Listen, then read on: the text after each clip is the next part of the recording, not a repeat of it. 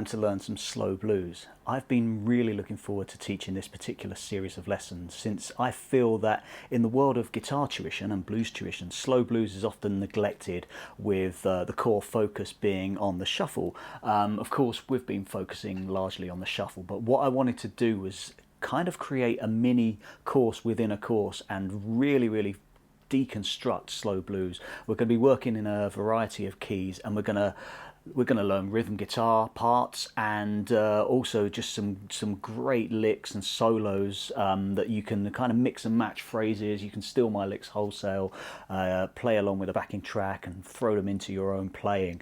And slow blues, to me, it's one of my favourite things to play on the guitar. It's such an expressive way to solo, and it allows for a lot of freedom when it comes to phrasing and dynamics and just feel. Some recommended listening would be B.B. King's Live at the Regal. That album is full of slow blues. How Blue Can You Get is absolutely fantastic.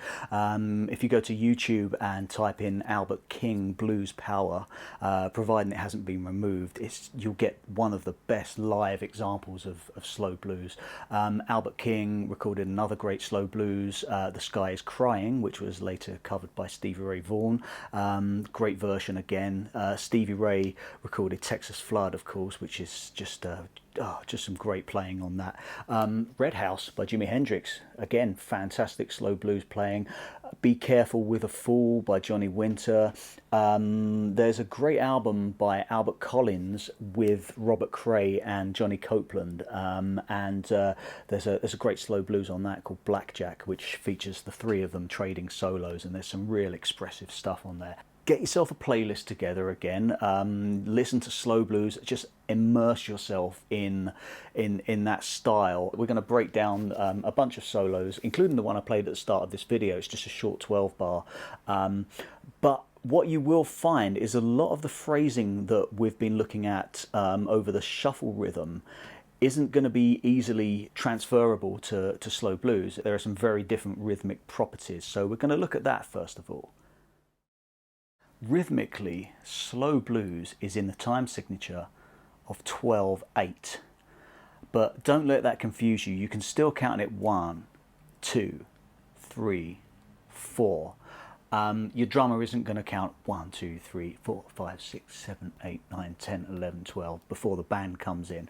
It's just the time signature it's written in. We're not going to get too bogged down in the theory behind it. I'm going to play along with this backing track just in its simplest form. We're in the key of let's look at it in the key of G, because we've just come from the key of G when we were looking at the shuffle, and it's just going to give you, a good reference.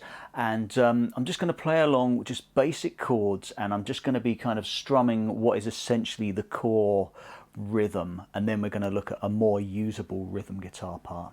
2, 3.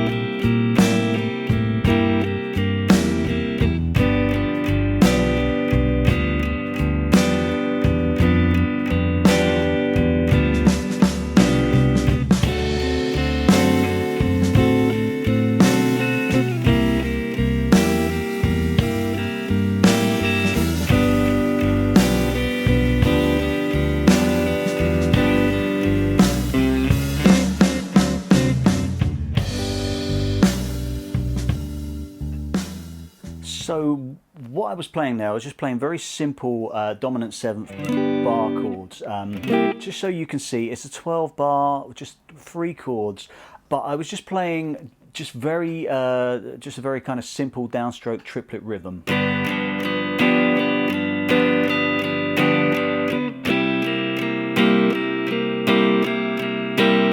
With an accent on 1, 2, 3, and 4, just to give it some kind of light and shade.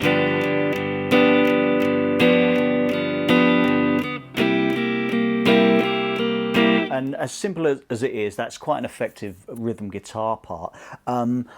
But what you'll find chord-wise when it comes to slow blues progressions is they are often what's known as quick change blues or quick 4 blues. So instead of sticking on the one chord for 4 bars, as we have been with a lot of the shuffle rhythms we've been working with, instead we play 1 bar on the 1 chord, 1 bar on the 4 chord, then 2 bars on the 1 chord,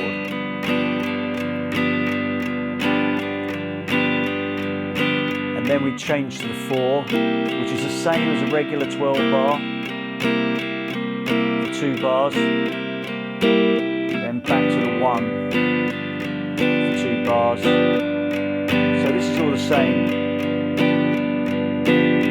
5 for 1 bar, 4 for 1 bar, then 1. The usual turnarounds at the end. Sometimes when you get to the last 2 bars, you would go back to the 1 chord. So from bar 9, you'd have 5 for 1 bar, 4, and then you may have 1, 4,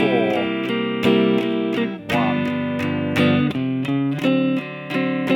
And very often you go back to the 5 chord for the last bar. Listen out for that change. The backing track we were just working with doesn't do that, but it's very, very common in a slow blues. A more authentically bluesy and usable rhythm guitar part, rather than just kind of strumming the chords like that, would be our sliding 9th idea. We looked at this with the shuffle rhythm, that kind of thing, but I'm gonna play a similar figure but over a slow blues now. So let's hear it.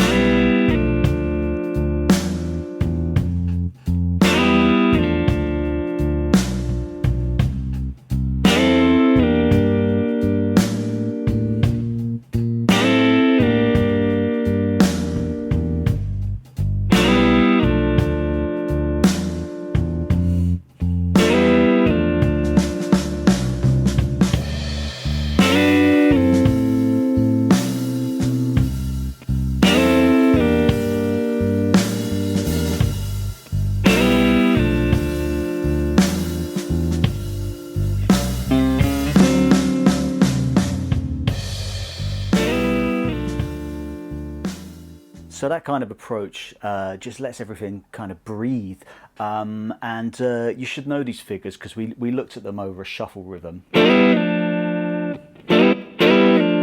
That kind of thing. It's exactly the same, so over the 1 chord, and then over the 4 chord, and then over the 5 chord, just playing exactly what I played over the 4 chord but 2 frets above, and then just on the turnaround, so I'm just walking up from 3, 4 to 5 on the A string, and I just play a D9 or a D7 chord at the end. In this case it was just a D7, just root 3rd and flat and 7th there, but either works fine. So you may be wondering how we solo over a slow blues, and the good news is I'm going to give you a load of solos that you can take licks from. But the whole triplet thing that we've been working with the shuffle, you know, where we've had kind of and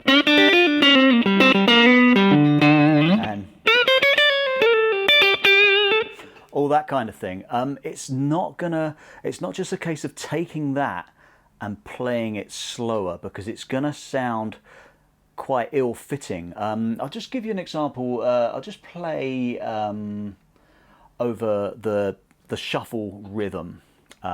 Just play through, I don't know, a couple of choruses based on the solo that we previously looked at. And then I'm going to show you what not to do. I'm going to put on a 12 bar slow blues in G and try and play similar licks. And you'll hear that it doesn't quite work, and there's a very good reason for it, which will be explained very soon.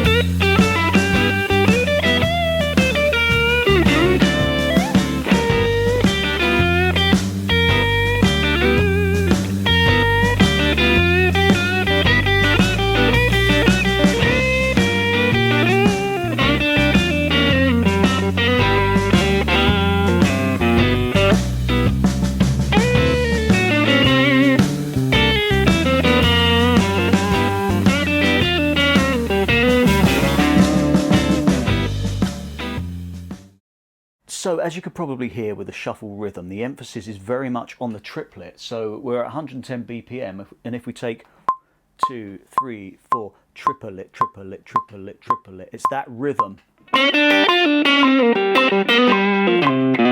That kind of thing. And what we can't then do is just, over a slow blues, just take that triplet rhythm and play everything slower, because it's going to sound like this. This is how not to play over a slow blues.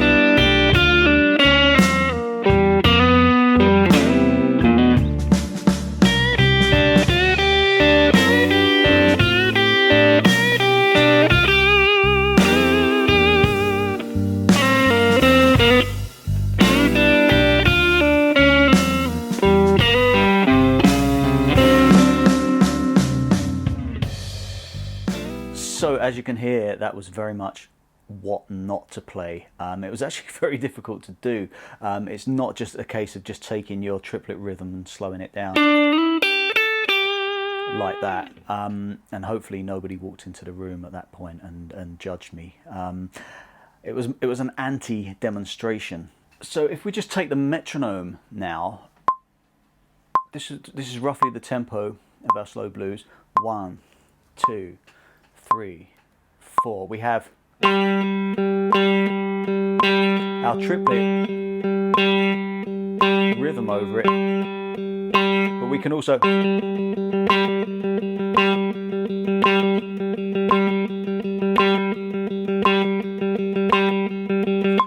play that rhythm over it. And what happens there is the slow blues lends itself to a lot of elasticity in phrasing. Phrases will often start in time and then kind of ebb and flow out of time and then be reined back in again. It really gives you a lot of freedom. So putting together those rhythms, you can start coming up with things that are a lot looser sounding, you know. So just off the top of my head, something like 1, 2, 3.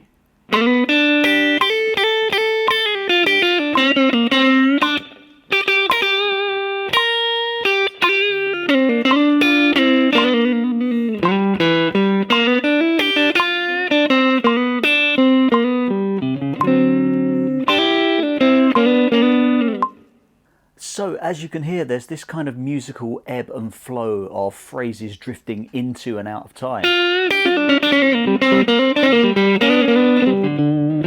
And you know, if you add dynamics into the mix, you get a whole world of expression. I'm going to play a 12 bar solo now over our slow blues backing track in G. You've heard the wrong way to approach a slow blues. Hopefully you're now going to hear the right way.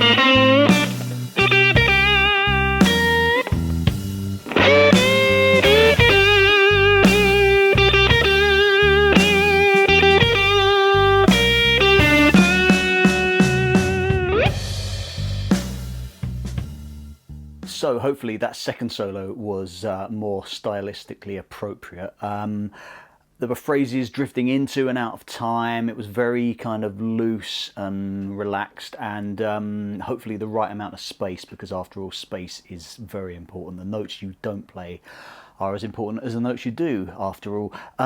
So what we're going to do now, we're going to learn the solo that I played at the very, very start. We're going to be working in the key of B. Why not? Slight change. We're going to look at the rhythm guitar part a little more, then we're going to learn the solo, deconstruct the solo, and then we're going to kind of build on that. We're going to learn another solo that kind of features some slightly different approaches. By the end of this, there are going to be a whole bunch of solos that we can deconstruct and take licks from and throw into our own playing.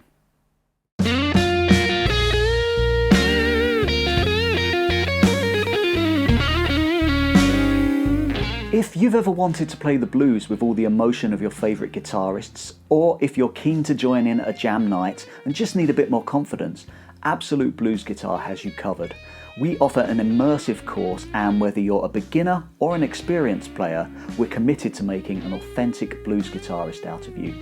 Everything we teach is broken down note for note, written out in tab and standard notation, and accompanied by high quality backing tracks. We give you all the tools you need to play classic blues and beyond. There really is nothing missing. So I hope you enjoyed this preview. Give it a like if you liked it, hit subscribe, and don't forget to go over to absolutebluesguitar.com where you can start learning some serious blues.